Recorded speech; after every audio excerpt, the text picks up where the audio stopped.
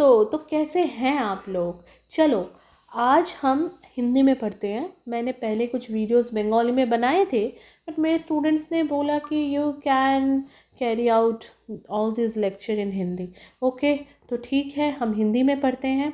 Okay, तो आज का मैं फर्स्ट टॉपिक लेके आ रही हूँ सिंपल पेंडुलम, जो आपके आईसीएसई का क्लास फर्स्ट चैप्टर का बिल्कुल एंड वाला टॉपिक है। ओके मैंने यहाँ पे कुछ हेल्प लिया है कॉन्साइज साइंस से, आप मैंने कॉन्साइज फिज़िक्स से, क्लास 9th आईसीएसई।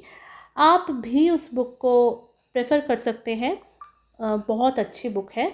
ओके, चलो हम फिर स्टार्ट करते हैं मेजरमेंट ऑफ टाइम, और उसके लिए हम सिंपल पेंडुलम कैसे यूज़ करते हैं, सिंपल पेंडुलम के फॉर्मूलाज क्या हैं, और हम कैसे इसको बहुत इजी तरीके से समझ सकते हैं, और इसके बेस्ड क्या क्या इंपॉर्टेंट क्वेश्चंस आएंगे। बहुत इंपॉर्टेंट क्वेश्चंस आएंगे। अच्छा टॉपिक है, इजी टॉपिक है, और बहुत ही मज़ेदार तरीके से हम पढ़ेंगे। चलो, measurement of time and simple pendulum. चलो, सिंपल पेंडुलम होता क्या है।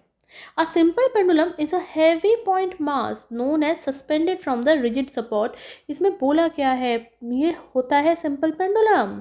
ओके, ये है आपका रिजिड एक सपोर्ट। ओके, ये है आपका रिजिड मतलब सख्त जो हिले डुले ना। हाँ, और इसका एक इसके किसके सपोर्ट के साथ है, यहाँ पे देखो बॉब है। ये कंडीशंस दिए गए हैं। हाँ, एक बॉब पहले इस पोजीशन पे रहता है, फिर झूलता हुआ इस पोजीशन पे जाता है, फिर झूलता हुआ इस पोजीशन पे आ रहा है।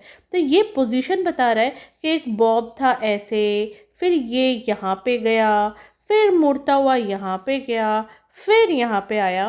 तो यहाँ पे क्या आया, ये झूलता ही रहा। तो ये जो बॉब है, और ये जो स्ट्रिंग है, और ये जो सपोर्ट है, ये जो पूरा अरेंजमेंट है, इसी को कहा जाता है सिंपल पेंडुलम। ओके, सस्पेंडेड मतलब झूला हुआ। Okay, a simple pendulum is a heavy point mass. यहाँ पे पॉइंट मास तो है नहीं, हम पॉइंट मास ले सकते नहीं है कि हम पॉइंट मास जो बहुत हैवी है, ये प्रैक्टिकली पॉसिबल नहीं है, इसलिए हमें बॉब ले रहे हैं। मतलब ये जो बॉल है उसको बॉब कहते हैं। ओके, जिसको अच्छा इज नोन है suspended from the rigid. Suspended मतलब झूल रहा है, एक सपोर्ट है, उससे एक थ्रेड हो, एक उसको क्या स्ट्रिंग हो, उससे एक बॉब या बॉल या पॉइंट मास झूल रहा है, और वो इधर उधर स्विंग कर रहा है, उसी को हम कहते हैं सिंपल पेंडुलम। ओके, याद रखना, pendulum of a clock is a compound pendulum, not a simple pendulum.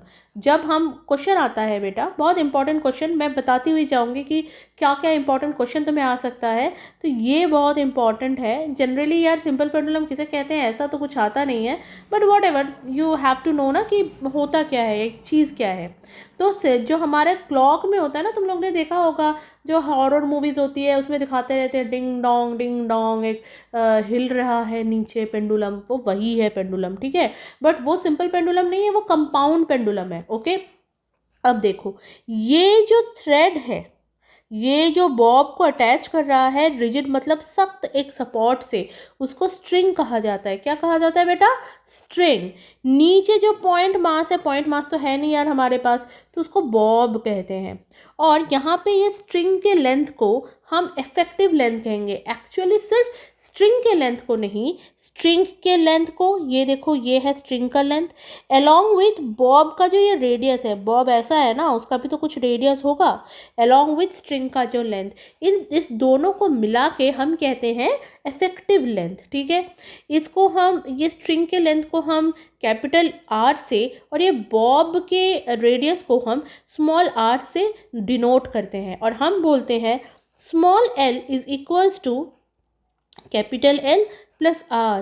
कहीं पे अगर ऐसा लिखा है तो ये समझिए ना, ये तुम्हें बॉब का रेडियस और स्ट्रिंग की लेंथ ये दोनों मिलके बता रहा है। ओके, इम्पॉर्टेंट क्वेश्चन क्या है, जो हमारा क्लॉक में यूज़ किया जाता है वो सिंपल पेंडुलम नहीं है, वो कंपाउंड पेंडुलम है। ओके, नेक्स्ट, ऑसिलेशन किसे कहते हैं बेटा, one complete to and from motion of a bob is called, मतलब ये जो बॉब इसे झूल रहा है ना, यहाँ से एक बार यहाँ जा रहा है, फिर यहाँ जा रहा है, फिर यहाँ जा रहा है, फिर यहाँ जा रहा है। ये जो उसका कंटिन्यूअसली स्विंगिंग मोड है, इसी को हम स्विंग कहते हैं। अब एक ऑसिलेशन कंप्लीट करेगा जब वो, देखो मैंने पोजीशन लिखा है, ए लिखा है, बी और सी लिखना मैं भूल गई, चलो लिख देते हैं। ये मान लो है बी, अरे बाप रे बड़ा कमज़ोर सा वो हो गया, चलो ये मान लो है बी, ये मान लो है सी, ठीक है, या उसको ओ भी मान सकते हैं, इसको बी मान सकते हैं, कोई इशू नहीं है। तो ये देखो हमारा जो जा रहा है, हमारा बॉब मीन पोजीशन पे था, यहाँ पे था, यहाँ से मान लो ए गया, ए पोजीशन पे गया, फिर झूलता हुआ सी पोजीशन पे गया और फिर ए पोजीशन पे आया। मतलब हम 2-3 पोजीशंस को मीन पोजीशन के रूप में देख सकते हैं। एक तो कैसा पोजीशन होगा, मीन पोजीशन पे यहाँ गया, यहाँ से दूसरे एक्सट्रीम पोजीशन पे गया और फिर मीन पोजीशन पे वापस आया, ठीक है। ये हमारा एक पोजीशन हो सकता है। दूसरा क्या हो सकता है बेटा, दूसरा हो सकता है एक एक्सट्रीम पोजीशन से घूमता हुआ वो फिर उसी एक्सट्रीम पोजीशन पे आ जाए, मतलब ए से निकले और वापस ए में आ जाए, ठीक है, ए से निकले और वापस ए में आ जाए, ठीक है, या फिर सी से निकले और वापस सी पे वापस आ जाए, ठीक है, समझ गए।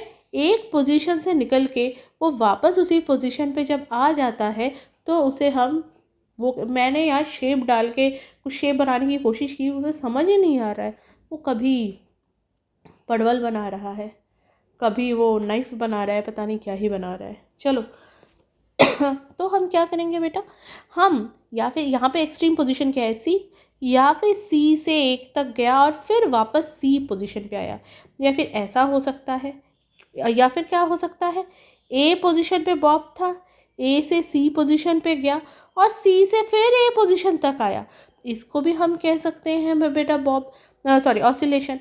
या फिर क्या हो सकता है, बी पोजीशन से ये सी तक गया और सी पोजीशन से फिर ए तक आया और फिर ए पोजीशन से ये फिर बी तक गया, तो इसको हम एक ऑसिलेशन कह सकते हैं।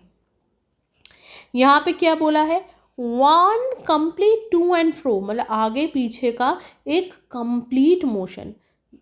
बेटा तुमको पता है ना, बी का जो पोजीशन है, ये जो बी का रेस्टिंग पोजीशन है, इसको हम ना मीन पोजीशन कहते हैं। क्या कहते हैं बेटा इसको, इस पोजीशन को हम मीन पोजीशन कहते हैं, MEAN, मीन पोजीशन। तो लिखने की जगह नहीं है, क्या करूं, पोजीशन, तो इसको कहते हैं बेटा मीन पोजीशन। तो one complete to and fro motion of a bob, एक कंप्लीट जो टू एंड फ्रो मतलब एक एक्सट्रीम, और इसको एक्सट्रीम पोजीशन कहते हैं। ये जो सी और ए का पोजीशन है ना, ये भी एक्सट्रीम पोजीशन है, एक्सट्रीम पोजीशन,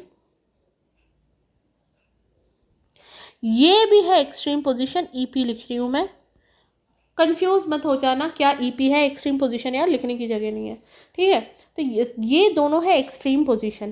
तो जब पूरा आगे पीछे का ये नज़ारा हो जाता है, या फिर यहाँ से यहाँ तक का पूरा हो जाता है, तो जब एक एक्सट्रीम मतलब सेम एक्सट्रीम पोजीशन से सी तक ही वापस आए, ए से ए तक ही वापस आए, या मीन पोजीशन से मीन पोजीशन तक वापस आए, ये बी से बी तक वापस आए, ये सारे पोजीशंस को हम क्या कहते हैं, हम कहते हैं भाई वन ऑसिलेशन कंप्लीट हुआ। मैं फिर से ना अच्छे से ड्रॉ कर देती हूँ। चलो बेटा, तो हम क्या देख रहे हैं, देखो सी से सी पोजीशन से सी पोजीशन तक वापस आ रहा है, इसको हम एक ऑसिलेशन कह सकते हैं। या फिर ए से घूमता हुआ ए पोजीशन पे वापस आ रहा है, इसको हम एक ऑसिलेशन कह सकते हैं। या फिर बी से मीन पोजीशन बी से स्टार्ट हो रहा है और बी पे ही ख़त्म हो रहा है, बी पे ही आके रुक रहा है, इसको हम रुक तो नहीं रहा है, कंप्लीट हो रहा है, उसको हम वन ऑसिलेशन कह सकते हैं, ठीक है। One oscillation is to and fro, to and fro मतलब आगे पीछे का मोशन होता है बॉब का, इसी को एक कंप्लीट जो आगे पीछे का मोशन होता है उसको हम वन ऑसिलेशन कहते हैं। वन ऑसिलेशन किसे कहते हैं वो मैंने आपको बता दिया।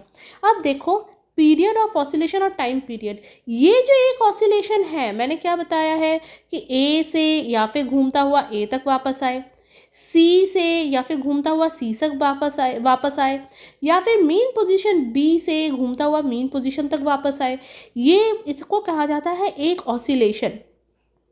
ये एक ऑसिलेशन कंप्लीट करने में जितना टाइम लगता है उसी को कहते हैं टाइम पीरियड। क्या कहते हैं बेटा? Time period. और इसकी यूनिट होती है सेकंड। ये सेकंड्स में होता है, ये मिनटों में नहीं होता है, ठीक है। बहुत जल्दी होता है यार, बहुत बड़ा पेंडुलम होगा तो वो मिनट में हो सकता है, बट जनरली ये सेकंड में ही कैलकुलेट होता है, ठीक है। फ्रीक्वेंसी ऑफ ऑसिलेशन, अच्छा एक सेकंड में जितने ऑसिलेशन कंप्लीट होता है उसको कहा जाता है बेटा फ्रीक्वेंसी। मान लो एक सेकंड में टिक टिक 1 और टिक टिक 2 ऐसा हम करेंगे। हाँ, एक सेकंड, टिक टिक 1 टिक टिक 2, देखो टिक टिक 1 और टिक टिक 2 में इन्होंने कितने सारे ऑसिलेशन कंप्लीट कर दिए, है ना। It is the number of oscillation made in 1 second. 1 second में ये जितने ऑसिलेशन ऐसे ऐसे कंप्लीट करता है उसको हम फ्रीक्वेंसी कहते हैं। बेटा सेम चीज़ ना, जब साउंड पढ़ोगे सेम चीज़ देखेंगे हम। यहाँ पे हम ऐसा फ्रीक्वेंसी देख रहे हैं, ठीक है, तब हम ना एक मीन पोजीशन से ऐसा फ्रीक्वेंसी देखेंगे, ठीक है। सेम ही चीज़ है फ्रीक्वेंसी, मतलब ये जो ऑसिलेशन है ये एक सेकंड में, मैंने बोला ना टिक टिक 1 और टिक टिक 2। और एक बार करते हैं, चलो टिक टिक 1 टिक टिक 2, देखो कितने सारे ऑसिलेशन हो गए, है ना। अगर मैं यहाँ से गिनती हूँ, यहाँ से यहाँ तक एक ऑसिलेशन, फिर यहाँ से यहाँ तक एक ऑसिलेशन, आई थिंक 3 ऑसिलेशन, गायब तो हो गया, आई थिंक वहाँ पे 3 ऑसिलेशंस थे, तो उसकी फ्रीक्वेंसी 3 हो जाएगी। Okay, clear.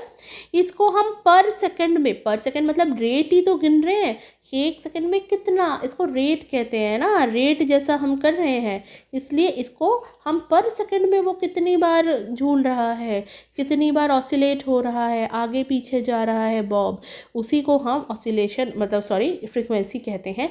इसकी यूनिट पर सेकंड होती है या फिर हर्ट्ज होती है। हर्ट्ज याद रखना, ये साउंड की भी यूनिट होती है ना, तुम लोग को पता है।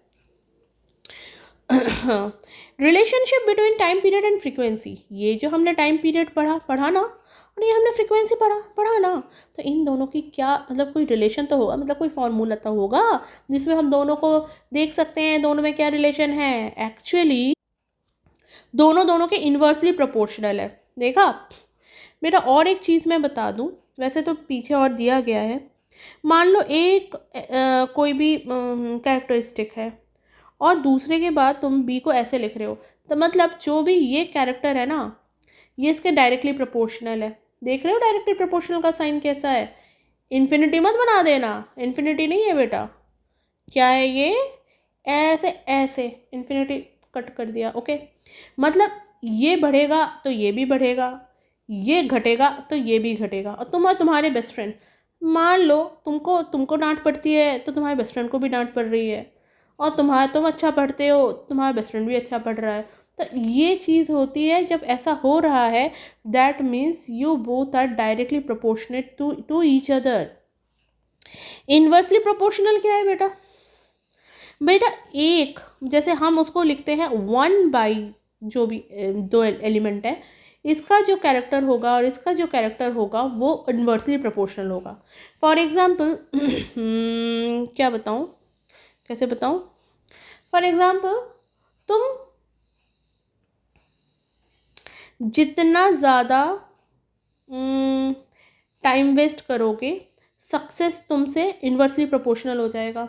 जितना ज़्यादा तुम टाइम वेस्ट करोगे, सक्सेस उतना पीछे चला जाएगा। तो हम इसको इन्वर्सली प्रोपोर्शनल कह सकते हैं कि भाई time waste is inversely proportional to success. Okay, मतलब एक करने से दूसरा जब घटता है, ए बढ़ने पे जब बी वाला, यहाँ पे सक्सेस लिख दिया सॉरी, बी घटता है, तब इसको हम इन्वर्सली प्रोपोर्शनल कह सकते हैं, ठीक है। तो इन्वर्सली प्रोपोर्शनल जनरली हम 1/, से लिखते हैं, ठीक है। तो यहाँ पे क्या है देखो, फ्रीक्वेंसी और टाइम पीरियड 1/, पे लिखा हुआ है, इजंट इट? ये देखो और ये देखो, यहाँ पे लिखा हुआ है frequency equals to 1 time period, और यहाँ पे लिखा है time period equals to 1 frequency. Isn't it, ये भाई एक दूसरे के इन्वर्सली प्रोपोर्शनल है, सेम नहीं है। ओके ठीक है, मतलब फ्रीक्वेंसी अगर बढ़ती है तो टाइम कम होता है, और टाइम जब बढ़ता है तो फ्रीक्वेंसी कम होती, हाँ फ्रीक्वेंसी कम होती है ना। तो भाई याद रखना t equals to 1/f। Okay okay ठीक है, t equals to 1/f। Okay अच्छा, तो ये चीज़ याद रखना, इफ़ फ्रीक्वेंसी इंक्रीज, याद रखना if f increase t will decrease। okay, and if t will increase f will decrease। okay ठीक है। अब बेटा एम्पलीट्यूड क्या है, बोला गया है the maximum displacement of Bob from its main position, है ना। तो हमने बॉब की क्या पोजीशन देखी थी बेटा, मैं तो भूल ही गई, मुझे लगा यार ये सेम कलर जैसे देख कैसे दे रहा है। अच्छा, ये हमारा मेन पोजीशन था, बॉब हिल नहीं रहा है, ये बॉब का मेन पोजीशन है। ओके, बॉब मेन पोजीशन में है। जब बॉब ऐसा हिलता है, एक बार यहाँ जाता है, एक बार हिल के यहाँ जाता है, तो ये जो वो एक बार हिल रहा है जो डिस्टेंस है, इसी को हम ये मैक्सिमम डिस्टेंस या डिस्प्लेसमेंट। ओके, आगे हम फिज़िक्स में पढ़ेंगे, अभी डिस्प्लेसमेंट और डिस्टेंस में क्या फ़र्क है मैं अभी बढ़ा दूँगी। ठीक है, तो मैक्सिमम जो डिस्प्लेसमेंट होता है इसी को एक साइड में, ठीक है सॉरी ठीक है, ऑन द आइदर साइड, एक साइड में जो मैक्सिमम वो डिस्टेंस चलता है उसी को हम क्या कहते हैं बेटा, एम्पलीट्यूड कहते हैं। अगर मैं ऐसा लूँ ना साउंड में, याद रखना साउंड में ये एक पार्टिकल एक बार यहाँ जा रहा है, एक बार यहाँ आ रहा है, फिर यहाँ जा रहा है, फिर यहाँ, तो यहाँ पे मेन पोजीशन ये है, इससे जो मैक्सिमम पोजीशन जा रहा है ये इसका एम्पलीट्यूड है, ये जो मैक्सिमम पोजीशन जा रहा है ये उसका एम्पलीट्यूड है। ओके, एम्पलीट्यूड एम्पलीट्यूड समझ आया। यहाँ पे क्या एम्पलीट्यूड है बेटा, यहाँ पे ये बॉब है, तो ये एक बार इस साइड जा रहा है, एक बार इस साइड जा रहा है, यहाँ से जो यहाँ का डिस्टेंस है वो इसका एम्पलीट्यूड है, और यहाँ से जो यहाँ तक जा रहा है वो इसका एम्पलीट्यूड है। तो मैंने एम्पलीट्यूड समझा दिया, समझ में आ गया। चलो इसको हम अम्पायर से दिखाते हैं, और इसका वो यूनिट होता है मीटर। ओके चलो, measurement of time period. Okay, अब पढ़ेंगे मेजरमेंट ऑफ टाइम पीरियड। चलो तो हम स्टार्ट करते हैं measurement of time period of simple pendulum. Okay, simple pendulum का टाइम पीरियड मतलब ऑसिलेशन कंप्लीट करने का पीरियड, एक ऑसिलेशन कंप्लीट करने का पीरियड कैलकुलेट करेंगे। उसके पहले मैं एक रूल बता दूं तुम लोग को यार फिजिक्स का, कि अगर अभी अब मैंने डायरेक्टली प्रोपोर्शनल बताया, ये है डायरेक्टली प्रोपोर्शनल का सिंबल। अगर मैं यहाँ पे लिखती हूँ A is directly proportional to B, इसका मतलब है अगर ए बढ़ेगा तो बी भी बढ़ेगा।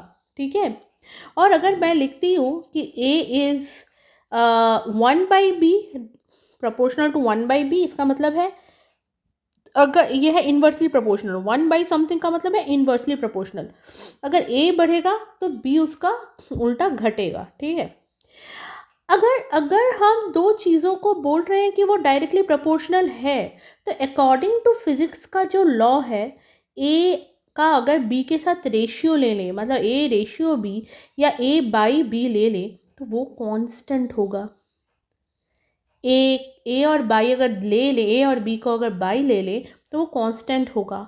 इसका क्या मतलब है, ए और बी का तुम सेम नंबर से जितनी बार भी इंटू कर दो। Okay, A by B into 3, A by B into 4, answer उसका सेम आना है। ठीक है, तुम ए निकालो बी निकालो, उनको तुम अगर सिंप्लीफाई करोगे तो आंसर तुम्हारा वही कांस्टेंट सेम आना है। ठीक है, जो भी वैल्यू हो आंसर कट कुटा के यार सिंपल फॉर्म में सेम ही आना है। ठीक है, अगर तुम्हारा A is directly proportional to B होता है तो ए और बी का जो प्रपोर्शन है, इसको हम रेशियो बोलते हैं ना, रेशियो मतलब अनुपात। ओके, या प्रपोर्शनल, ए और बी का प्रपोर्शनल कांस्टेंट ही रहेगा। या ए बाई बी अगर हम निकालें, कहीं भी हम ए बाई बी निकालें वो कांस्टेंट ही रहेगा। अच्छा, here scientist wanted to find the relationship between effective length and time period. देखो इन्होंने क्या किया है, साइंटिस्ट ने क्या किया है, देखो मैं छोटा कर देती हूँ। देखो क्या है, फर्स्ट वाला उन्होंने ना कुछ उसका उसका क्या बोलते हैं, पेंडुलम का लेंथ ले लिया है, ठीक है। जैसे 25 सेंटीमीटर ले लिया है, 36 सेंटीमीटर ले लिया है, 49 सेंटीमीटर ले लिया है, 64 सेंटीमीटर ले लिया है, 81 सेंटीमीटर ले लिया है, 100 सेंटीमीटर ले लिया है। अगर तुम ध्यान दो तो ये सारे ना स्क्वायर्स में लिए हैं, ठीक है। 5 का स्क्वायर, 6 का स्क्वायर, 7 का स्क्वायर, 8 का स्क्वायर, 9 का स्क्वायर और 10 का स्क्वायर। ओके, क्यों लिया है? अगर हम इसको अंडर रूट से निकालें, हमको पता है ना t is directly proportional to under root of l, है ना, under root of l। Under root को में अगर हम 25 को रखेंगे, 36 को, 49 को रखेंगे तो वो डायरेक्टली एक नंबर में आ जाएगा, वो अंडर रूट में नहीं रहेगा। तो मैं एक सिंपल सा एक एक्सपेरिमेंट है ये, हाँ एक्सपेरिमेंट किया है उन्होंने। कुछ सेंटीमीटर में पेंडुलम का लेंथ ले लिया है, मतलब pendulum along with its Bob, और उन्होंने ऑसिलेशन उसको ऑसिलेट करवाया है, उसको इधर इधर इधर इधर उसको स्विंग करवाया है, ठीक है। याद रखना बेटा, एक स्विंग नापना मतलब एक ऑसिलेशन नापना तो बड़ा मुश्किल है, इसलिए उन्होंने क्या किया है बेटा, उन्होंने 20 ऑसिलेशंस लिया है, ठीक है। यहाँ पे क्या बोला है, टाइम फॉर 20 ऑसिलेशन, 20 बार इसको इधर उधर करवाया है, ठीक है, 20 बार करवाया है, ठीक है। स्टॉप क्लॉक लेके एक बार यहाँ पे मान लो एक बार एक्सट्रीम पोजीशन में पहुँचा और उन्होंने स्टॉप क्लॉक चालू कर दिया, ये एक ऑसिलेशन कंप्लीट, दूसरा ऑसिलेशन कंप्लीट, तीसरा ऑसिलेशन कंप्लीट, चौथा, पांचवा, ऐसे करके जैसे 20 ऑसिलेशंस उन्होंने गिना और स्टॉप क्लॉक को कट से बंद कर दिया। जब उन्होंने 25 लेंथ वाला पेंडुलम देखा, उन्होंने 20 ऑसिलेशन कंप्लीट करने में 20 मिनट्स लगाए। 36 वाले ने 24 सेकंड्स लगाए। ये सारा लेंथ है मतलब सेंटीमीटर, और ये ना टाइम है, ओके सेकेंड्स, ओके सेकेंड। तो 49 वाले ने 28 सेकेंड लगाया, 64 वाले ने 32 सेकेंड लगाया, 81 वाले ने 36 सेकेंड लगाया और 100 वाले ने 40 सेकेंड लगाया। ये अगर तुम बोलोगे ये वैल्यूज़ कहाँ से आई, तो ये एक्सपेरिमेंट करके आई, बाय एक्सपेरिमेंट आया। तुम भी कर सकोगे, आई थिंक तुम्हारा 11th में रहेगा, प्रैक्टिकल में रहेगा, you have to perform this practical, okay करना ही पड़ेगा। चलो, अब टाइम पीरियड हमको एक ऑसिलेशन का चाहिए था, 20 का थोड़ी ना चाहिए था। यहाँ पे तो हमने 20 का निकाला, तो हम यूनिटरी मेथड से एक का निकालेंगे। तुम्हें पता है ना ऑसिलेशन टाइम, अगर तुम बोलो मतलब मैं बहुत बच्चों वाला कर रही हूँ कि time taken by 20 oscillation equals to 20, time taken by 1 oscillation, अरे यार फिर से लिखना पड़ेगा, time taken by 20 oscillation equals to 20 second, time taken by 1 oscillation equals to 20/20, है ना। काटेंगे तो हमें मिल जाएगा 1 सेकेंड, है ना। ये पहले वाले का करा। तो वैसे ही अगर हम जितना सेकेंड हमने उसको ऑसिलेट करने लगा 20 ऑसिलेशंस, उसको हम 20 से अगर डिवाइड करेंगे, ये मान लो ये है 20 ऑसिलेशन करने का टाइम, इसको हम 20 में डिवाइड कर देंगे। डिवाइड करने का क्या मतलब है, उसको हमने उतने पार्ट्स में डिवाइड कर दिया, ओके।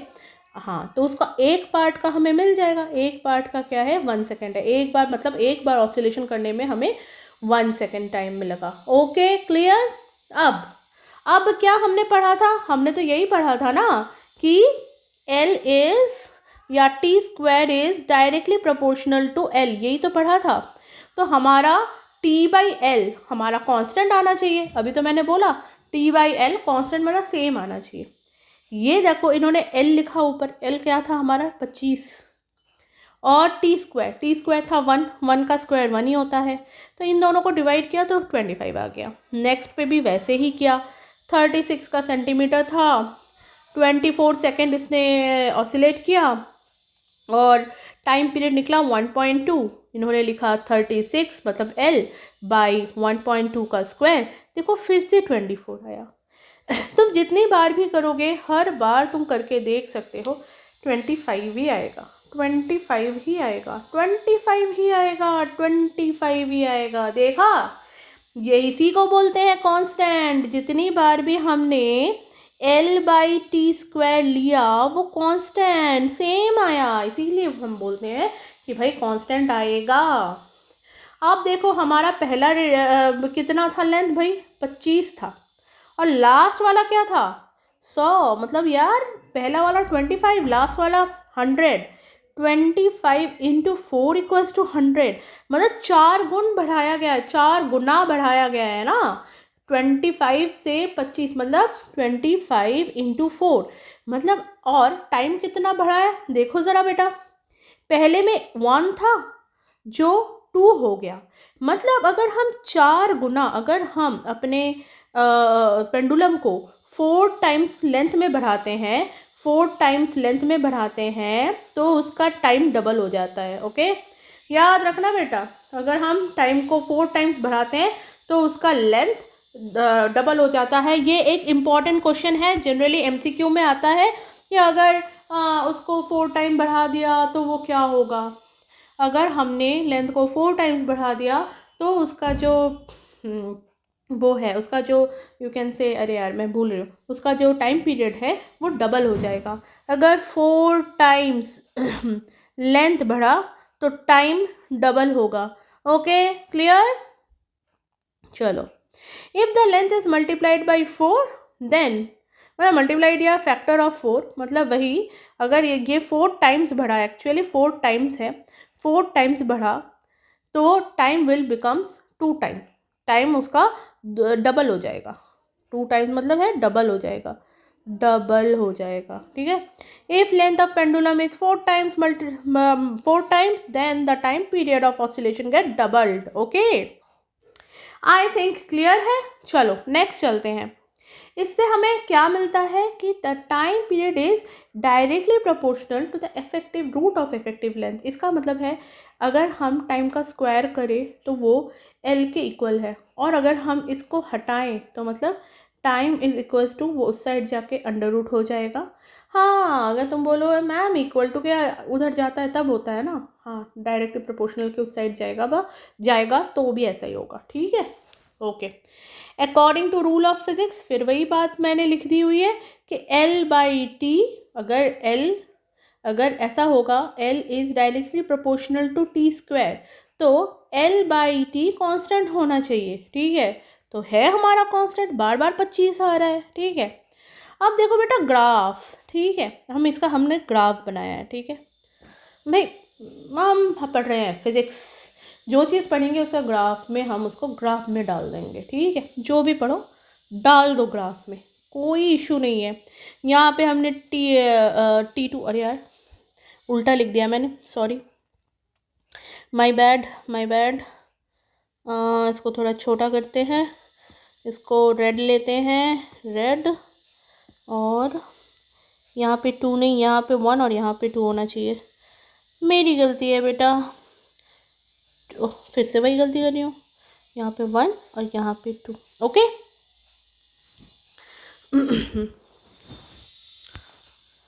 मैंने ठीक तो लिखा, एक सेकंड, हाँ ठीक ही लिखा है, ठीक है।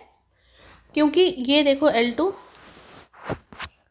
ये देखो L2 साफ किया, L2 T2 के साथ कनेक्टेड होगा और T1 और L1 कनेक्टेड होगा, सही लिखा है, ठीक है। चलो, अगर हम यहाँ पे देखें,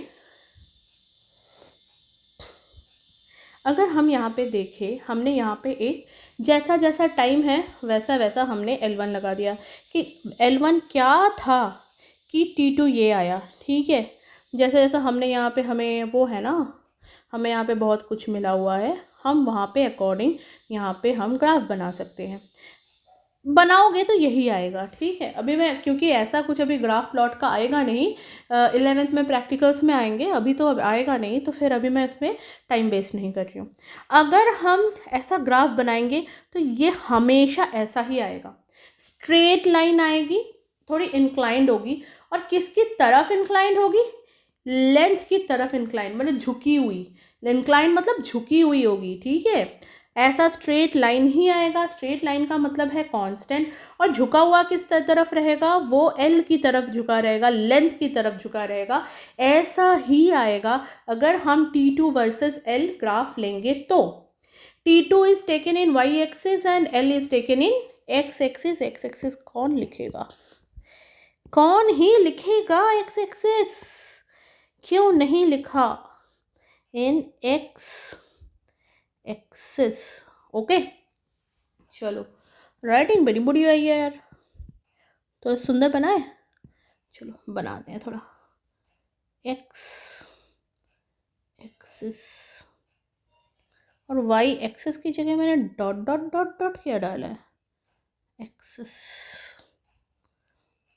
AXIS। ओके चलो लिख दिया। तो हमने दोनों तरफ क्या, x एक्सिस पे और y एक्सिस पे हमने यहाँ पे y एक्सिस पे T2 और x एक्सिस पे L ले लिया है, लेंथ ले लिया है, और उसका जो ग्राफ ड्रॉ किया है वो बिल्कुल स्ट्रेट लाइन है, देखा ना, बिल्कुल भाई बिल्कुल स्ट्रेट लाइन है। Okay, it result in a straight line inclined to,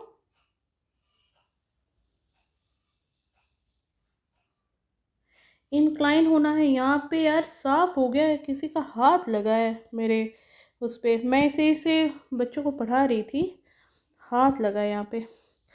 it is a straight line inclined inclined to L axis. Okay, ये इंक्लाइंड होना चाहिए, ये थोड़ा साफ हो गया, कैसे हुआ I don't know, inclined to x axis. Okay चलो, ये स्लोप हमें क्या बताता है बेटा, ये स्लोप हमें बताता है, this shows that t is directly proportional to L, यही हमें बता रहा है t is directly proportional to L। Okay, ये स्लोप हमें बता रहा है t is directly proportional to L, ये कहाँ हमारा, okay, shows that t is directly proportional to L। Okay अब ठीक है, चलो अब दो और ग्राफ देख लेते हैं। देखो यहाँ पे मैंने क्या ग्राफ लिया, T²/L², तो ग्राफ का जो ये था ये L की तरफ झुका हुआ है, ठीक है। यहाँ पे हम क्या ले रहे हैं, L/T, मतलब L वर्सेस T, ग्राफ फिर भी L की तरफ झुका हुआ है ना, हमेशा ग्राफ जो होता है एक तो स्ट्रेट लाइन होगा ही और वो झुका हुआ होगा L की तरफ, ठीक है। तो यहाँ पे कांस्टेंट दिख रहा है, बट अगर हम t का स्क्वायर हटा दें तो ग्राफ ना ऐसा दिखेगा, एक कर्व्ड लाइन दिखेगी। आई बात समझ, आ सकता है बेटा क्वेश्चन कि भाई L और L वर्सेस T² ग्राफ कैसा दिखता है और L वर्सेस T ग्राफ कैसा दिखता है। यहाँ पे कर्व आता है, क्या आता है बेटा, कर्व, क्या लिख रही हूँ मैं, कर्व आता है, ठीक है। इसमें कर्व नहीं है, इसमें स्ट्रेट लाइन है, इसमें कर्व है ना। चलो, या फिर ये भी ग्राफ दे के पूछ सकते हैं तुमसे कि कौन सा ग्राफ है, ये बोलोगे L वर्सेस T2 ग्राफ है और ये L वर्सेस T ग्राफ है। ओके चलो, what is the meaning of slope, ये स्लोप का मतलब है कुछ चेंज हो रहा है। ओके, अगर स्लोप नहीं होता, ठीक है, और एक ही सेकंड में तुम सारे वो चेंज कर रहे होते तो क्या होता है बेटा, टाइम बढ़ता रहता, ये ऐसा नहीं होता है ना, ये ऐसा थोड़ी ना होता। इसका ये मतलब है टाइम भी बढ़ा, लेंथ बढ़ा, टाइम बढ़ा, लेंथ बढ़ा, टाइम बढ़ा, लेंथ बढ़ा, टाइम बढ़ा, लेंथ बढ़ा। ठीक है, अगर ऐसा होता लेंथ बढ़ता ही नहीं और टाइम बढ़ता रहता तो कैसा होता बेटा, ऐसा होता है ना, टाइम बढ़ा लेंथ वही, टाइम बढ़ा लेंथ वही, टाइम बढ़ा लेंथ वही, है ना। ऐसा होता नहीं है, मतलब इस ग्राफ में ऐसा नहीं होता, मैं बस समझा रही हूँ कि ग्राफ ऐसा है, मतलब लेंथ भी बढ़ रहा है, टाइम भी बढ़ रहा है, लेंथ भी बढ़ रहा है, टाइम भी बढ़ रहा है, लेंथ भी बढ़ रहा है, टाइम भी बढ़ रहा है। ओके चलो, तो बढ़ रहा है का क्या मतलब है, चेंज हो रहा है, ठीक है। तो हम लिख सकते हैं कि T2 या T1 माइनस T2। अब कोई भी चेंज है ना, हम फिज़िक्स में ऐसे ही लिखते हैं। जैसे हम आगे पढ़ेंगे कि एनर्जी में चेंज है तो दो एनर्जी का डिफरेंस निकाल दिया। अगर हमको लिखना पड़ेगा वेलोसिटी में चेंज है तो final velocity minus initial velocity का निकाल दी, ठीक है। स्पीड में चेंज है, दोनों स्पीड का डिफरेंस निकाल दिया, ठीक है। तो यहाँ पे हमारा टाइम का डिफरेंस है तो निकाल दो change in numerator, difference between 2 points. तो डिफरेंस बिटवीन 2 पॉइंट मतलब 2 टाइम, ओके। और चेंज इन लेंथ भी होगा तो चेंज इन डिनोमिनेटर, तो वहाँ भी हम 2 पॉइंट के बीच में डिफरेंस निकाल देंगे। इसका क्या मतलब है, ऊपर कितना चेंज हुआ और नीचे कितना चेंज हुआ, ओके। मतलब टी में कितना चेंज हुआ और एल में कितना चेंज हुआ, ओके। ओके गाइस, चलो, why we have done this, ये सब हमने किया क्यों भाई? ये सब जो नौटंकी कर रहे हैं कोई वजह तो होगी। हम इसको प्रूफ करना चाहते हैं, ठीक है। हम ये बताना चाहते हैं कि ग्राफ कैसा आएगा, as because we have already prove that T square is directly proportional to L, the slope of graph must be a straight line. Straight line slope means constant.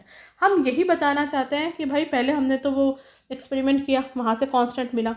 अब हम कहते हैं यार इससे नहीं मान रहे हो, चलो हम ग्राफ बनाएंगे, ग्राफ से शो करेंगे कि हाँ भाई ये कांस्टेंट ही होता है, ठीक है। हमने ग्राफ से शो कर दिया कांस्टेंट होता है।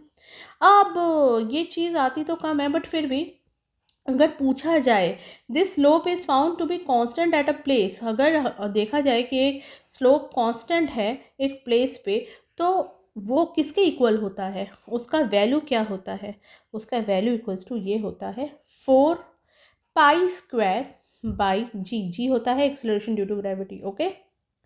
अगर इसमें से जी निकालना है तो हम समझ ही रहे हो, जी उस साइड ले जाएंगे और स्लोप को इस साइड ले आएंगे, ओके। तो ये बहुत ज़्यादा इम्पॉर्टेंट है नहीं, बट फिर भी चलो। नेक्स्ट वाला जो टॉपिक आ रहा है वो बहुत इम्पॉर्टेंट है, factors affecting the time period. ये टाइम कैसे हटा फिर से, किसी ने छेड़खानी की है यार मेरे उसके साथ। Affect the factors affecting the time period. Time अच्छा नहीं दिख रहा है, मैं सुंदर लिखूंगी टाइम।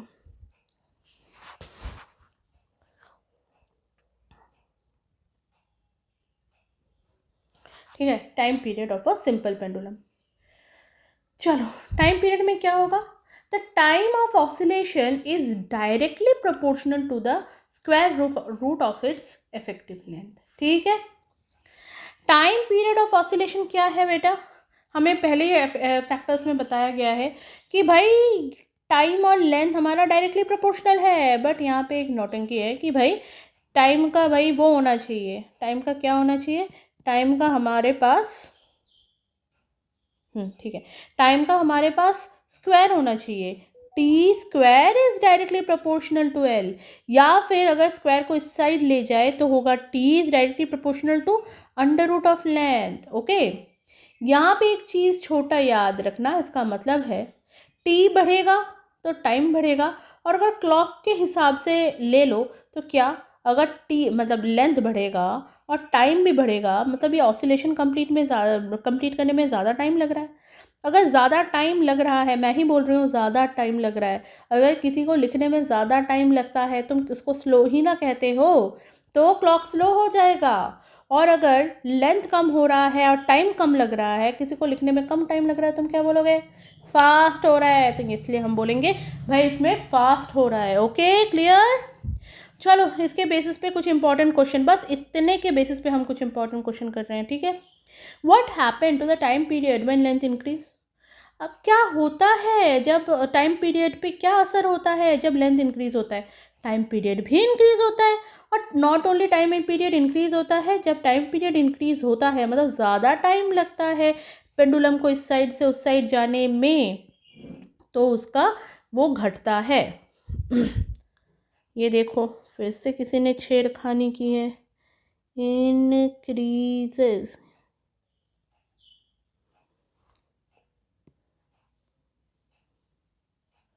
Yes yes. चलो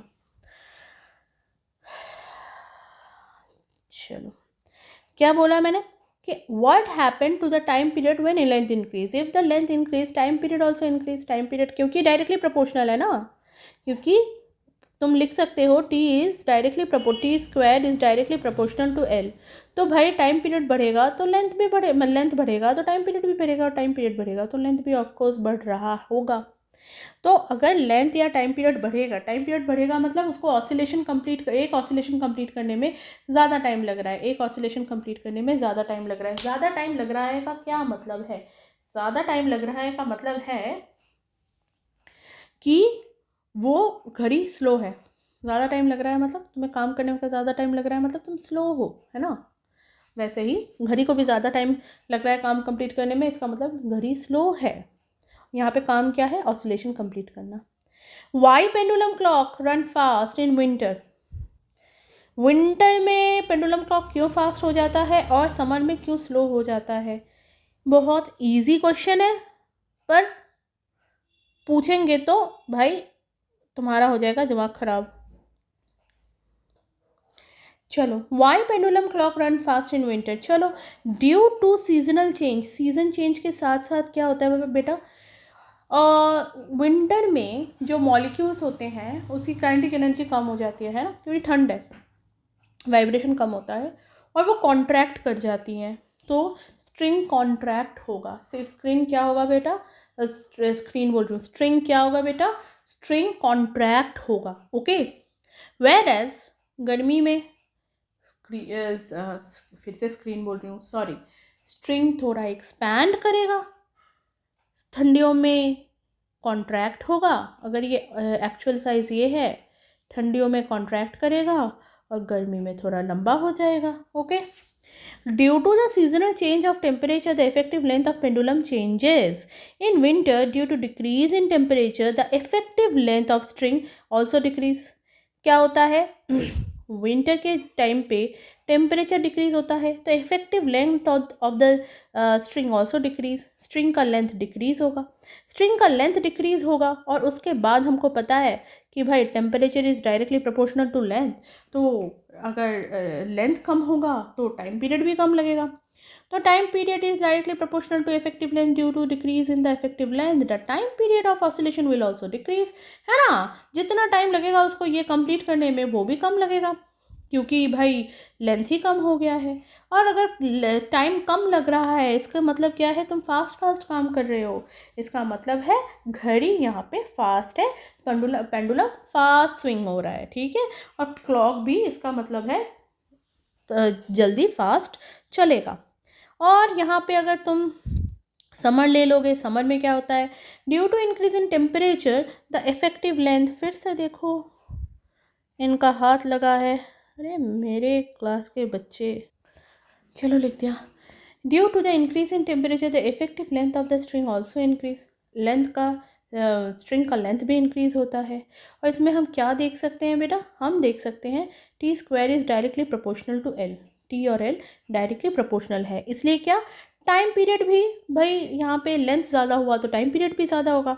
अगर तुम्हें मतलब घड़ी को काम करने में 1 सेकेंड लगाने में ज़्यादा टाइम लग रहा है तो हम क्या बोलेंगे?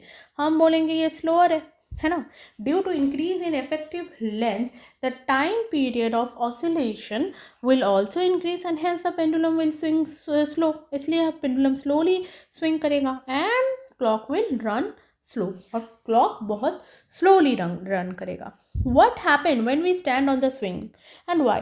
अगर तुम इस स्विंग पे ये जो स्विंग है, अगर इस स्विंग पे तुम खड़े हो गए, ठीक है, एक इंसान खड़ा हो गया, ठीक है, तो क्या होगा? ठीक है, क्या होगा? If we stand on the swing the time period of the swing decrease. क्यों इसका टाइम पीरियड डिक्रीज होगा? द स्विंग मूव्स फास्टर, जैसे ही टाइम पीरियड डिक्रीज होगा तो क्या होगा बेटा? वो जल्दी जल्दी काम करने लगेगा, टाइम पीरियड उसके साथ, क्योंकि उसका इफेक्टिव लेंथ ना वो हो जाएगा, इफेक्टिव लेंथ उसका कम हो जाएगा। हाँ, फिर से किसी का हाथ पड़ा है। This is because when we stand the centre of gravity rises. ये क्यों होता है? जब हम स्टैंड करते हैं उसका सेंटर ऑफ ग्रेविटी ना ऊपर चला आता है। मान लो ये हमारा स्विंग है, ये हमारा स्विंग मतलब झूला, ओके, स्विंग मतलब झूला, ये हमारा झूला है। अब यार यहाँ पे अगर हम ऐसे देखें तो इसका सेंटर ऑफ ग्रेविटी क्या है? दूसरी जगह पे होगा, ठीक है, यहाँ पे यहीं पे ज़्यादा भार है ना, यहाँ पे। अब अगर भाई लीलावती, एक लड़की है लीलावती, बैठ जाती है यहाँ पे, खड़ी हो जाती है, बैठती भी नहीं है, खड़ी हो जाती है, खड़े होके झूले पे झूलती है, तो इसका इफेक्टिव लेंथ मतलब बॉब, बॉब का जो सेंटर ऑफ लेंथ वो यहाँ पे आ जाएगा। तो मतलब उसका अब जो इफेक्टिव लेंथ है वो यहाँ से यहीं तक रहा, पहले यहाँ से यहाँ तक था, अब यहाँ से यहाँ तक हो गया है ना। समझ में आ रहा है, आ रहा है समझ में? और एक बार बनाऊँ, रुको और एक बार बना के दिखाती हूँ। थोड़ा यार रबर को बढ़ा करो यार। हाँ चलो मान लो ये है हमारा झूला, ये है हमारा झूला, इसमें कौन बैठा है? रामवती, रामवती इसमें बैठी है, बैठी नहीं है, खड़ी है, एक्चुअली खड़ी है, चोटी है उसके पास। तो ये लो, नहीं और थोड़ा बड़ा, बॉडी और थोड़ी बड़ी तो करनी पड़ेगी। ये देखो स्कर्ट पहनी है, ये देखो उसके हाथ, उसने झूला पकड़ा है, अच्छा उसका स्कर्ट और उसके पैर। चलो अब जब वो यहाँ पे जाके झूल रही है, दूसरा कुछ ले लेते हैं, तो हमारा सेंटर ऑफ ग्रेविटी क्या, पहले क्या था बेटा? पहले जब ऐसा था, सिर्फ झूला था, सिर्फ हमारा झूला था, तो सेंटर ऑफ ग्रेविटी यहाँ पे थी, सेंटर ऑफ ग्रेविटी कहाँ पे थी? यहाँ पे थी। अब जब ये रामवती बैठ गई, रामवती बैठने के बाद उसका सेंटर ऑफ ग्रेविटी कहाँ पे आया? यहाँ पे, क्योंकि अभी ये पूरा उसका लाइक बॉब काम कर रहा है, तो बॉब का जो सेंटर है वही उसका सेंटर ऑफ ग्रेविटी है, मतलब उसका लेंथ इतना होगा और बॉब का लेंथ इतना, तो मतलब अभी हम पेंडुलम का इफेक्टिव लेंथ इतना ही लेंगे। अगर यहाँ पे पेंडुलम का इफेक्टिव लेंथ ले इतना है, और ये लेंथ उसका डिक्रीज़ हो गया है ना, लेंथ उसका डिक्रीज़ हो गया, टाइम भी डिक्रीज़ होगा, और टाइम डिक्रीज़ होने का क्या मतलब है? कम टाइम लगना, मतलब क्लॉक या swing, what ever, swing fast हो जाएगा। अब अगर तुम पूछोगे ये हुआ क्यों, ये हुआ क्योंकि हमको सेंटर ऑफ ग्रेविटी देखना है, इतने में सेंटर ऑफ ग्रेविटी यहीं पे है, पर इतने में सेंटर ऑफ ग्रेविटी इसके बीच में होगा कहीं पे बेटा, यहाँ पे कहीं पे होगा सेंटर ऑफ ग्रेविटी। समझ में आ रहा है कि नहीं? तो भाई इसका इफेक्टिव सेंटर ऑफ ग्रेविटी, भाई वहाँ पे उसका लेंथ कम हो गया, लेंथ कम हुआ तो टाइम भी कम हो गया, टाइम कम हुआ तो भाई अगर क्लॉक बोलते तो फिर क्लॉक इसका फास्ट हो जाता, अभी इसका स्विंग है तो स्विंग फास्ट हो रहा है। ठीक है, क्लियर? एम आई क्लियर और एम आई क्लियर? क्या मैं क्लियर हूँ? यार कमेंट करना यार, नहीं तो मुझे नहीं समझ आ रहा है कि तुम लोग को क्या समझ आ रहा है।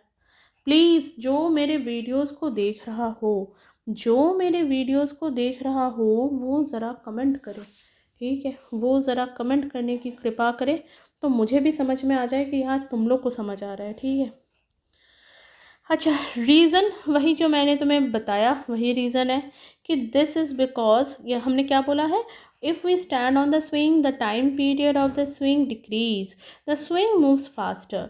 This is because when we stand the centre of gravity raise, centre of gravity बढ़ जाएगा, so effective length of the swing decrease, effective length कम हो जाएगा, due to which the time period decrease, अभी मैंने बोला टाइम पीरियड डिक्रीज हो जाएगा। और टाइम अगर कम लग रहा है, टाइम पीरियड डिक्रीज मतलब टाइम अगर ऑसिलेशन करने में कम लग रहा है, इसका मतलब है भाई स्विंग फास्ट हो रहा है ना। तुम अगर कम टाइम लगा रहे हो झूला झूलने में, 1 सेकंड में तुम ज़्यादा बार टुई टुई टुई टुई करके झूल रहे हो, इसका ये मतलब है ना कि तुम भाई भैया बहुत फास्ट झूल रहे हो, है ना भाई। चलो नेक्स्ट फैक्टर क्या है, time period of oscillation is inversely proportional to the square root of the acceleration due to gravity. याद रखना, टाइम पीरियड इज इनवर्सली, उल्टा होता है स्क्वायर रूट ऑफ ग्रेविटी के, सॉरी ये तो ये होता एक्सेलरेशन ड्यू टू ग्रेविटी। मतलब अगर टाइम पीरियड बढ़ेगा, सॉरी ये एक्चुअली ग्रेविटी तो नहीं बढ़ेगी पूरे अर्थ पे, हाँ थोड़ी बहुत चेंज हो सकती है बट ज़्यादा कुछ खास चेंज नहीं होता, तो हम इसके अनुसार इसको बोल सकते हैं, ठीक है, कि अगर कहीं पे ग्रेविटी ज़्यादा है तो टाइम कम लगेगा और वहाँ पे फास्ट चलेगी चीज़ें, और वहाँ पे अगर अगर ग्रेविटी कहीं पे कम है ठीक है, सॉरी ग्रेविटी कहीं पे ज़्यादा है तो टाइम कम लगेगा, और अगर ग्रेविटी कहीं पे कम है तो टाइम ज़्यादा लगेगा। ठीक है, ग्रेविटी कम है तो टाइम ज़्यादा लगेगा। ओके, टाइम ज़्यादा लगेगा मतलब ऑसिलेशन कम हो रहा है, वो घड़ी वड़ी जो भी है वो स्लो हो जाएगी। ठीक है, अच्छा, एक्सिलरेशन ये वर्ड का मतलब समझो। एक्सिलरेशन का क्या मतलब है बेटा? It is the rate at which an object changes its speed और डायरेक्शन। जितनी जल्दी वो अपना स्पीड या वो चलाता है। ठीक है, ठीक है, यहाँ भी हाथ पड़ा है देखो, डायरेक्शन, रफ्तार में कितना बदलाव आया। ठीक है, रफ्तार में कितना बदलाव आया ये देखा जाता है। कितने गति में तुम फास्ट हो रहे हो, कितने गति में तुम मतलब कितने रफ्तार में तुम स्लो हो रहे हो, और कितने रफ्तार में तुम फास्ट हो रहे हो, इस चीज़ को बताता है। ठीक है, एक्सेलरेट। अच्छा, कांस्टेंट अगर हम स्पीड बढ़ाए तो वो जो लगातार जो बदलाव आ रहा है, लगातार जो बदलाव आ रहा है, या फिर बदलाव स्पीड में आ रहा है या फिर बदलाव डायरेक्शन में आ रहा है, इन दोनों को ही एक्सेलरेशन कहते हैं। ठीक है, चलो, तो हमने क्या पढ़ा? T is inversely proportional to actually square root of जी।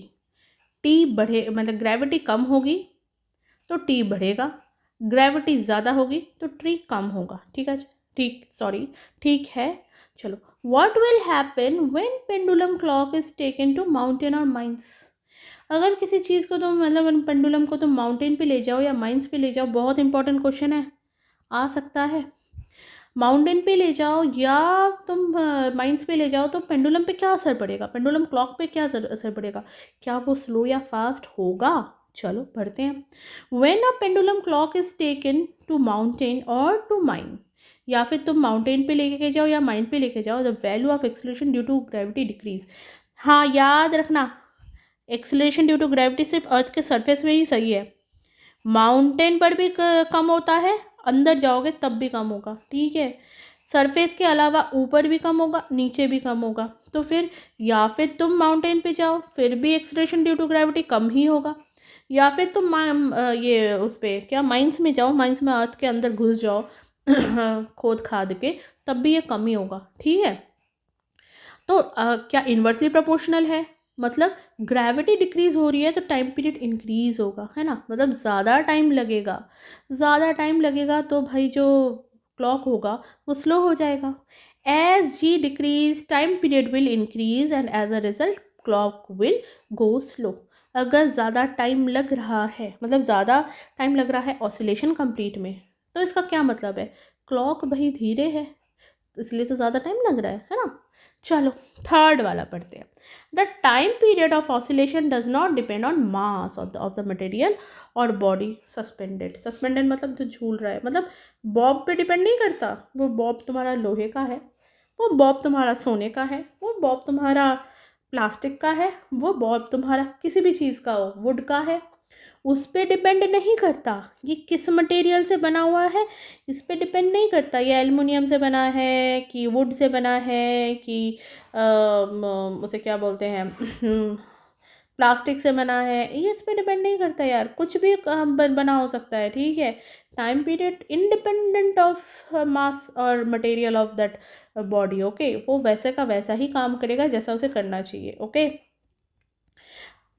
तो एक स्टूडेंट को पूछा गया है कि a student took 3 Bob, 3 bobs लिए उसने। ठीक है, एक बॉब को, फर्स्ट बॉब को उसने किया क्या, 1/4 को उसने मॉल्टन आयरन से भरा, 2/3 को उसने मतलब 2/3 को, सेकेंड बॉब को उसने 2/3 भरा मरकरी से, और 1/3 भरा थर्ड बॉब का वाटर से। भाई what will the effect of time period in the most time period, the most which will affect the time period, इन तीनों में से आयरन, मरकरी या वाटर, कौन सा ज़्यादा इफेक्ट करेगा बॉब के ऑसिलेशन को, टाइम पीरियड को एक्चुअली, और क्यों? याद रखना भाई, कुछ नहीं इफेक्ट करेगा, वैसे का वैसा ही रहेगा। The time period of oscillation is only depend on effective length and acceleration due to gravity. ये सिर्फ इफेक्टिव लेंथ और एक्सेलरेशन ड्यू टू ग्रेविटी पे ही अटैक करता है, मतलब सॉरी इफेक्ट होता है। मतलब ये दोनों उसको इफेक्ट कर सकते हैं ऑसिलेशन को, या मतलब टाइम पीरियड को, टाइम पीरियड ऑफ ऑसिलेशन को। बाकी यार मटेरियल कुछ भी हो, कितना ज़्यादा कम तुम स्विंग करो, इससे कोई नहीं मतलब होता। टाइम पीरियड वैसा का वैसा रहेगा, ठीक है। It is independent of mass और material suspend of the suspended body. मतलब सस्पेंडेड बॉडी का मतलब क्या है, बॉब, बॉड लिख दिया, सॉरी बॉब। और एम्पलीट्यूड, एम्पलीट्यूड याद है किसको कहते हैं, ऑसिलेशन होते टाइम पे बॉब, बॉब यहाँ पे एक साइड पे जितने एक्सट्रीम पोजीशन पे जा रहा है उसको ऑसिलेशन कहते हैं। बॉब मान लो यहाँ से यहाँ तक जा रहा है, यहाँ से यहाँ तक जा रहा है, तो ये हो गया उसका मीन पोजीशन। मीन पोजीशन से एक साइड का जो पोजीशन है यहाँ तक के, यहाँ पे जो मैंने वो डाला है, ये है तुम्हारा एम्पलीट्यूड, ठीक है। इस साइड का एम्पलीट्यूड इतना है, तो एक एम्पलीट्यूड यही है, ठीक है, एम्पलीट्यूड और एम्पलीट्यूड, ओके। तो एम्पलीट्यूड तुम जितना ही बॉब का वो कर दो ना, क्यों यहाँ से यहाँ तक, मेरे पास तो जगह ही नहीं है, यहाँ से यहाँ तक ले जाओ, तुम्हारा एम्पलीट्यूड कोई फ़र्क नहीं पड़ता, उसका टाइम पीरियड पे कोई असर नहीं डालेगा, ठीक है। और यहाँ पे तुम यार प्लैटिनम का ले लो, या फिर बहुत भारी चीज़ ले लो, या बहुत हल्की चीज़ ले लो, बॉब के मटेरियल भी उसके टाइम पीरियड पे कोई असर नहीं डालता है, याद रखना। क्वेश्चन आएगा ही आएगा इस पर। लास्ट जो मैंने सॉरी थोड़ी खांसी आ गई थी। अच्छा, time period of oscillation does not depend on the extent of swing on either side. इधर जाए, मैंने अभी बोला एम्पलीट्यूड, उस पर कोई फ़र्क नहीं पड़ता है। Provided swing is not too large. अब बहुत लार्ज नहीं होना चाहिए कि भाई जैसे हम लोग आज अम्यूज़मेंट पार्क में जाते हैं, जो बड़े बड़े ऐसे स्विंग्स काइंड ऑफ मिलते हैं, इतने बड़े बड़े जिसमें छोटे इंसान बैठे रहते हैं, मतलब छोटे इंसान नहीं बैठे रहते, सीट मतलब दूर से देखने से ऐसा लगता है कि इंसान बड़े कीड़े मकोड़े जैसे हैं। तो इतना बड़े स्विंग की बात नहीं हो रही है, ठीक है। तो छोटे जो नॉर्मल स्विंग्स है ना, नॉर्मल पेंडुलम है, उसकी बात हो रही है। तो उसमें एम्पलीट्यूड कोई फ़र्क नहीं डाल सकता, ओके, नेग्लिजिबल डालता है, उसको हम इग्नोर मार सकते हैं। चलो बहुत इम्पॉर्टेंट है। नेक्स्ट वीडियो में हम जो वो करेंगे ना, क्या करेंगे हम करेंगे न्यूमेरिकल्स। तब ये वाला फॉर्मूला हर बार लगने वाला है, ठीक है। बहुत very very very very very important formula pendulum से। T is equals to 2π√L/G। इसको एक्सप्रेशन कहते हैं फिजिक्स के लैंग्वेज में, expression for the time period. तो यहाँ का expression for the time period क्या है बेटा, T is equals to 2π√L/G। याद रखना। अगर मुझे ये स्क्वायर हटाना है, सॉरी अंडर रूट हटाना है, तो हम क्या करेंगे, बोथ द साइड में स्क्वायर कर देंगे, जैसा हम मैथ्स में करते आ रहे हैं, है ना, वैसा ही। इस साइड भी स्क्वायर डालो, सॉरी इस साइड भी स्क्वायर डालो, इस साइड भी स्क्वायर डालो, क्या होगा T2, और ये स्क्वायर से बाहर आ जाएगा, बट 2 की जगह 4 हो जाएगा, पाई के ऊपर स्क्वायर हो जाएगा, और ये सब स्क्वायर से बाहर आ जाएगा। कैसे, एक बार मैं मैथ्स वाले वीडियोस में बार बार बोलती हूँ, किसी को अगर मैथ्स वाले वीडियोस हिंदी में चाहिए तो please let me know, comment करो, मुझे बताओ, ठीक है। और अगर किसी को ये वाले वीडियोस, मेरा फिज़िक्स का वीडियो बंगाली में चाहिए, तो वो भी तुम लोग बताओ यार, मुझे बताओगे तब ना मैं बनाऊँगी। चलो मतलब यार याद रखना, अगर सेम चीज़ हम 2 बार L इंटू √L बनाएंगे, इनको हम एक साथ लिख सकते हैं, इनको हम लिख सकते हैं L इंटू L, मतलब ये पेयर में है, और पेयर में हम अंडर रूट में जानते हैं ना कि अंडर रूट के अंडर अगर पेयर में रहे तो वो बाहर आ सकता है, अंडर रूट के अंडर पेयर में है तो हम बाहर ले आएंगे, एक L बाहर आएगा। And same thing will happen with G also, okay. मैं ये चीज़ साफ कर रही हूँ, यहाँ पे बहुत वो लग रहा है, मैसी सा लग रहा है, ओके। अब सुंदर है, चलो तो हमारा क्या हो जाएगा, अल्टीमेट और एक एक्सप्रेशन हमें मिल गया।